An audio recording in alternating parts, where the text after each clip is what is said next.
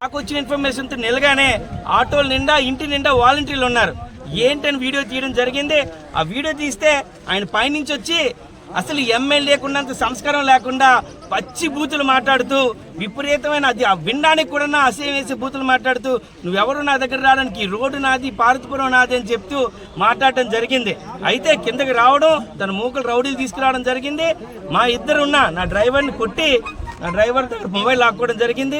అలాగే నాతో పాటు వచ్చిన జనసేన ఉన్న రమేష్ని విపరీతంగా ఒళ్ళంతా గాయాలు వచ్చేటట్టు కొట్టడం జరిగింది.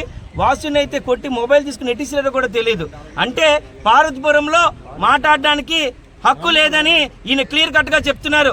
ఎవరైనా నీ తప్పు చేస్తానో నా తప్పుని ఎవరైనా ఎత్తి చూపిస్తే మాత్రం ఇదే పరిస్థితి అని ప్రజలకి స్పష్టంగా చెప్పడం జరుగుతుంది. గమనించండి ప్రజలారా, ఈయన తప్పు చేస్తూ దాన్ని దర్జాగా నిలబెట్టుకుంటున్నాడు. నా ఇష్టం, వాలంటీర్లు నా ఇంటికి వస్తారు, నేను నచ్చిన డబ్బులు ఇస్తాను, నువ్వెవడో అని అడుగుతున్నాడు.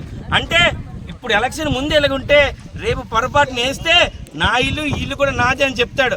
ఆలోచించండి పార్వతీపురం ప్రజలు. వాలంటీర్లు వద్దని చెప్పినా కానీ ఇంటికి తీసుకొచ్చి డబ్బులు ఇవ్వడం జరుగుతుంది. ఈ విషయం అడిగితే నా కారు ఉంచుకున్నాడు, డ్రైవర్ కూడా ఇప్పుడు గాలి కూడా తీసాడంట. ఇప్పుడు పోలీసులు మేము యొక్క చట్టానికి శాంతి పద్ధతిగా ఉండాలని ఆయన ఇంటికి తిరిగి వెళ్లకుండా అందరం ఇక్కడే ఉన్నాము. ఇంకొకటి, విలేకరులు మీ మీడియా మిత్రుల్ని ఒకసారి తీయడానికి వస్తే ఆయన కూడా బ్రతి నుంచి ఇంట్లోకి తీసుకెళ్ళడం జరిగింది. అంటే ఏం జరుగుతుంది పార్వతీపురంలో? ప్రశ్నించే వాయిస్ లేదా? మాట్లాడకూడదు అనుకుంటున్నారా? ఏం చేయాలనుకుంటున్నాడు జోగారావు అనేది మీ అందరూ కూడా ఇప్పుడు సమాధానం చెప్పాల్సిన అవసరం ఉంది.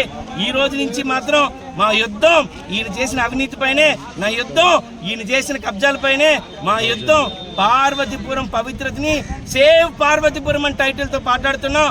అలజంగి జోగారావు చేతుల నుంచి పార్వతీపురం కాపాడేంత వరకు తెలుగుదేశం, జనసేన, బీజేపీ పోరాడుతూనే ఉంటది. మా ప్రాణాలైనా తెగిస్తాం గానీ పార్వతీపురం కాపాడుతామని మీ అందరూ తెలియజేస్తున్నాం. ఎంత అన్యాయం అనేది ఆలోచించండి మీ అందరూ కూడా. కారు ఆపడం